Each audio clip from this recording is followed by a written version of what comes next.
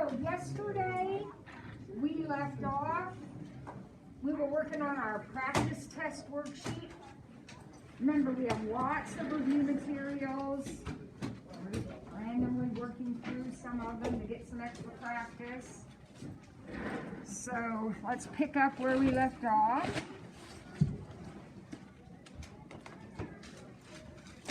Which I think right on, is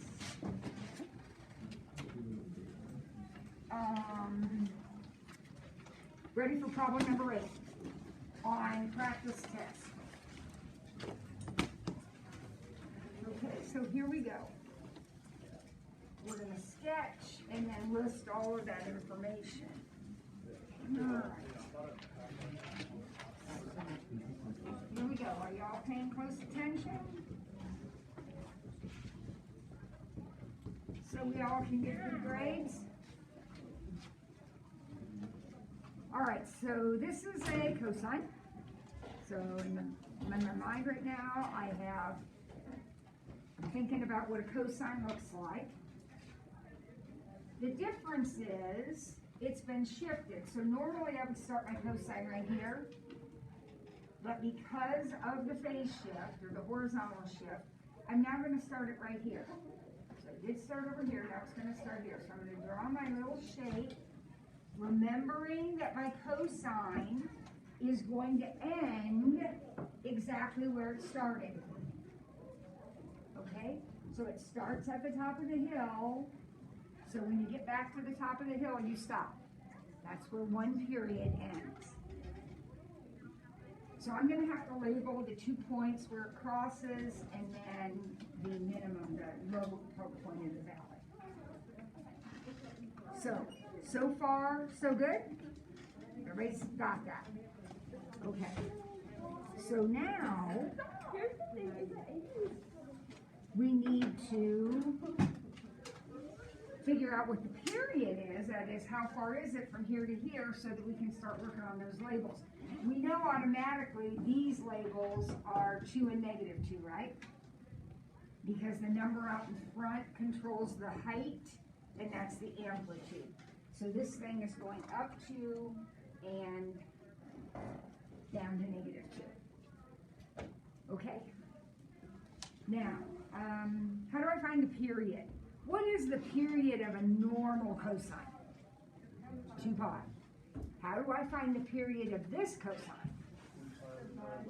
2 pi divided by 1/2. So my period is going to be 2 pi divided by this number. So that's going to be 4 pi. 2 pi divided by 1/2. That means that from here to here is 4 pi. So I'm going to take 1/8 and add 4. So 1/8 plus 4. I know it's 4 1/8, but I really don't want to do a mixed number there. So what is that? 33/8 pi. Get a common denominator so you can add them. Now, that means that the point right in the middle is going to be the average of 1 and 33. So 1 and 33 makes 34, divided by 2 is 17. Don't forget it's still over 8. 1 and 17 is 18, and half of that's 9. 17 and 33 is 50, and half of that is 25. So we knew our phase shift was pi over 8. Our vertical shift, we don't have one. How do you get a vertical shift in your problem? Plus or minus after. Yeah, so like +1 or something on the end. And then that would take this picture and pick it up 1. So it'd be 1 higher, right, than it is right now. And our frequency is our reciprocal of our period, so that would be 1 over 4 pi. Okay? All right, that one's done. By the way, if this had been a cosine equation, everything I just did would be exactly the same. The shape would be different, right? But you treat sines and cosines exactly the same. You would just have a different shape. You would have this shape, right, if it had been a sine. Okay. Okay, now number 9 is graph a tangent. Okay, now tangents are different shapes than sines and cosines. So before we start,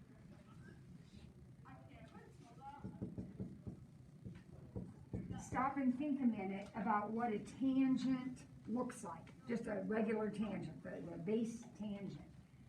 Remember, it has an asymptote on either side of the origin and that squiggly line through there. And these asymptotes are at negative pi over 2 and pi over 2. That's a normal situation. Right? So now I'm graphing this one. Now there's a couple things different about it. The good news is there's no shift, right? So that means I still have an asymptote here and an asymptote here, and I'm still going to squiggle through the origin. But there is a negative in front, so that means when I squiggle, I'm going to squiggle the other direction. And it also has a 5 here, which divides the period. So the period is normally, what is that period? What's that distance? Pi. But this one has been divided by 5. Right? Okay. So what does that mean in terms of my picture? Well, that means that the whole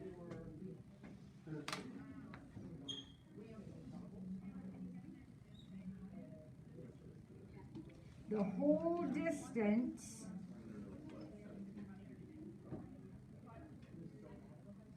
is pi over 5. So like Jacob said, I got to go halfway both ways. So that is going to be pi over 10.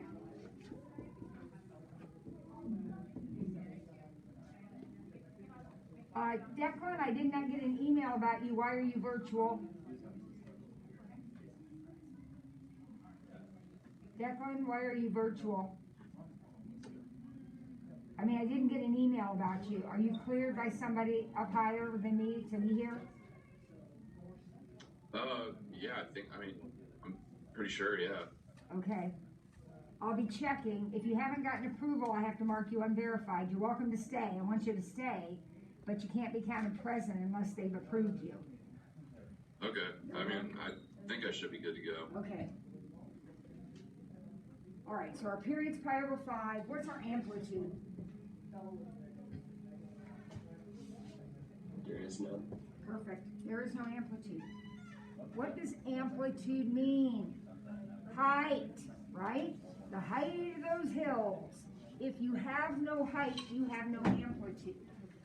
Phase shift, 0. Now there's a difference between these two answers. This means it does not exist, ever, period. This means in this particular problem, I haven't shifted, but I could shift. You see the difference between those answers? 0 means you could have it, you just don't in this problem. Vertical shift, same thing, no vertical shift. And frequency would be 5 over pi, the reciprocal of the period. All right, while we're in the graphing mode, now you're going to do the opposite of the graphing. You're going to write the equation. So when you look at this curve, you could see either a sine or a cosine in here.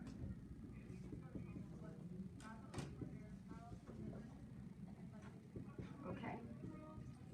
So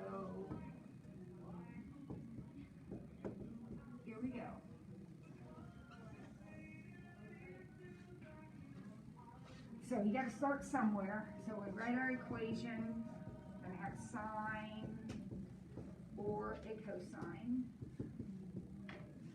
And we know these two equations are gonna have a lot of similarities, so it's not really like doing two separate problems. Okay, so when you see that, what do you see? Which one are we gonna start with? What do you see when you look at that? A what? Sine. If you start at the beginning of the picture, you do see a sine, right? And a sine whose amplitude is 4. And by the way, that would be positive because the sine, this part of the sine, is behaving, up and then down, right? Like a normal sine would. If you started here, then that would be a negative sign, right? Phase shift, that sign, again, I'm looking at this first part right here. So this part right here, we have started left, pi over 6. So x plus pi over 6. Now, what about the period? Well, I know that the period is found. Think about the two problems we just did. We took the normal period and divided it by this number, right? That's how you find the period, if you have the equation. So we know the period is what? How far is this chunk of the graph? Keep in mind, this is 3/6, right? 3/6. So from -1/6 to 3/6 is 4/6. So my period is 4/6. So I can figure out what that number has to be to make that happen. Looks like it's 3. So this is a 3.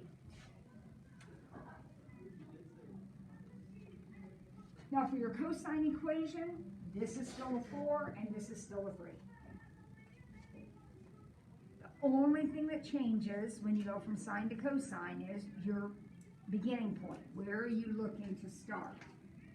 Well, you could look to start right here. Couldn't you get a nice cosine out of that? And if you did that, then you don't even have a phase shift, right? If you were like, I don't know, just being different and started here, that would be a cosine, wouldn't it? But it would have to be negative, and its phase shift would be pi over 3.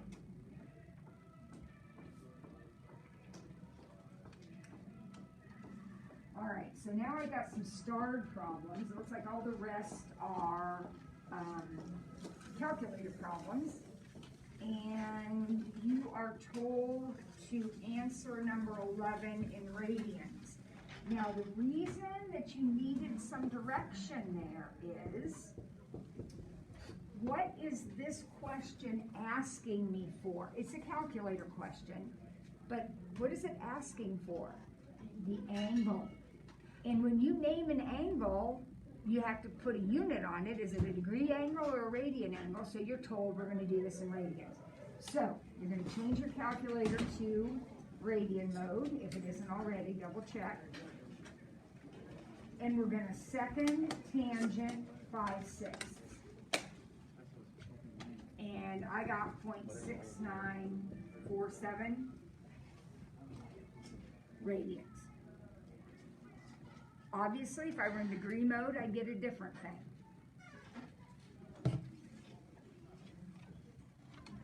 All right, number 12. It doesn't tell me what mode to be in because I should know. That's an angle, right?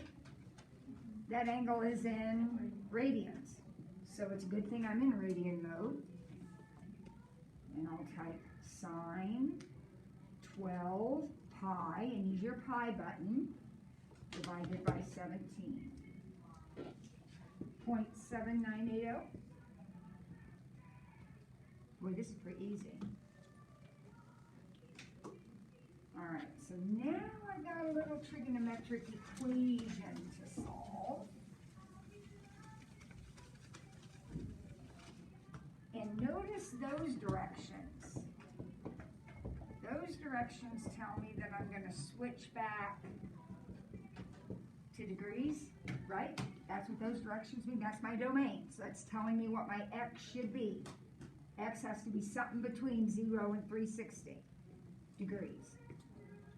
All right, so let's solve this equation. What does this say? 2/3? Is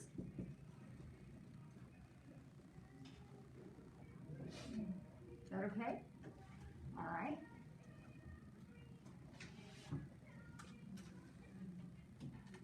How am I going to find x? When you have an equation that looks like that, what do you have to do? Yeah, second sign, inverse sign. So this is what I'm going to type into my calculator. But, kids, that's not going to be enough. Well, I don't care. You can do that right now, but that is not going to be the whole answer. What you need to do is stop and think about, this right here says that we want all of the angles between 0 and 360. So that's all the way around here. All of the angles that have that sign.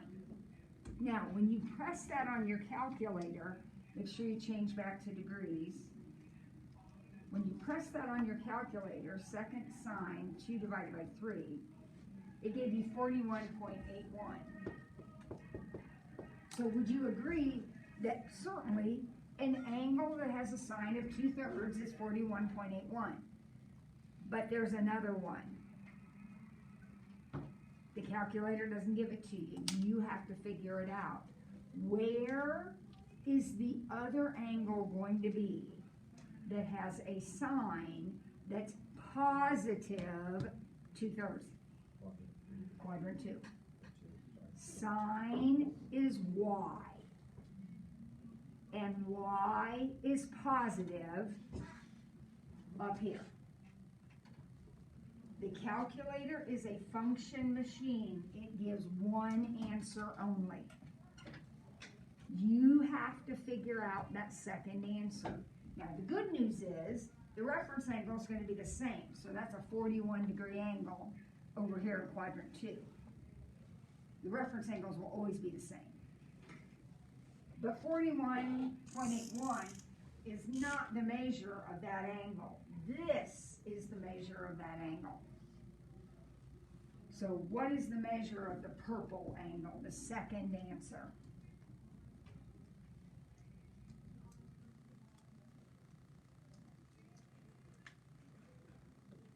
What is it?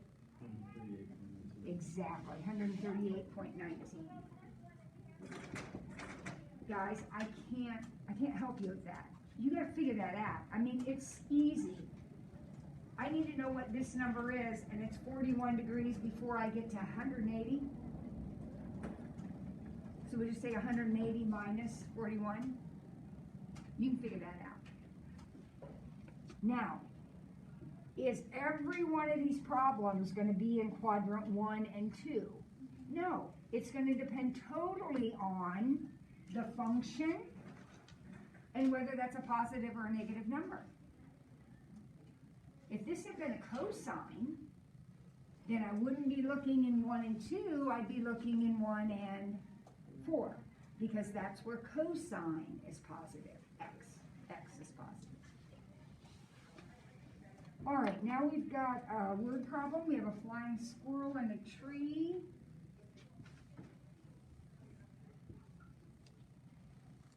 (18 feet above the ground). His angle of depression is 27 degrees. How far is the squirrel from the nut? So here's the squirrel, there's the nut, here's x.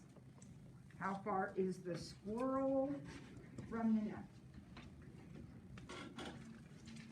That picture look okay to everybody? So now we need an equation. Sine, cosine, or tangent? Cosine? Sine? Definitely going to be sine. Why? Opposite hypotenuse. So this is going to be sine 27 equals 18 over x. So we'll multiply by x and divide. So 18 over sine 27 is your answer. Make sure you put a unit on it because it is a word problem. I don't even know what mode. Yeah, you got to be in degree mode. 18 divided by sine 27. I got 39.65. I think it's feet. Okay. And then number 15, last one.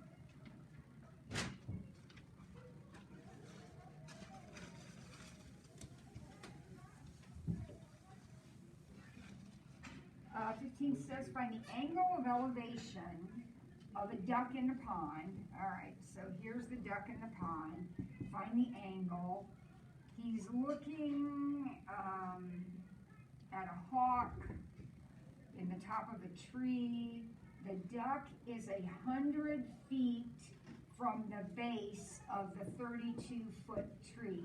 So this time, the 100's going to go down there because it says the duck is 100 feet from the base of the tree, not 100 feet from the hawk. All right, equation, sine, cosine, or tangent? Tangent. So tan x equals 32 over 100. How do I type that in? Second tangent, very good. So second tangent, 32 over 100. Here we go. Second tangent, 32 divided by 100. 17.74 degrees.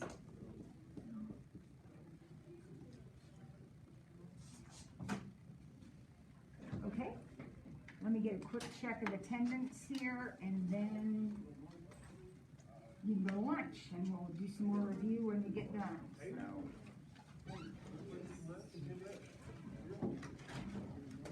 Grace is out.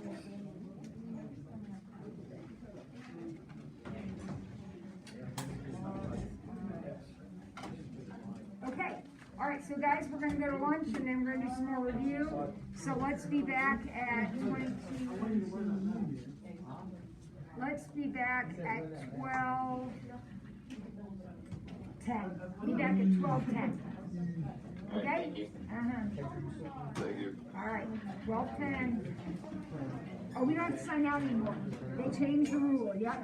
Thanks. Yep, we don't have to sign out anymore. They told us we don't have to do that.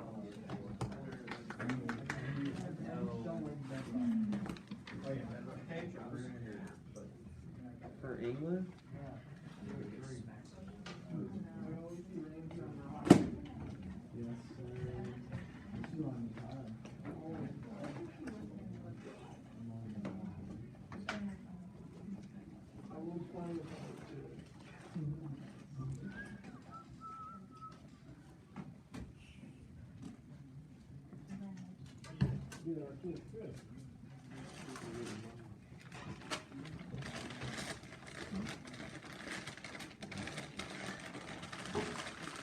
All right, so let's take attendance.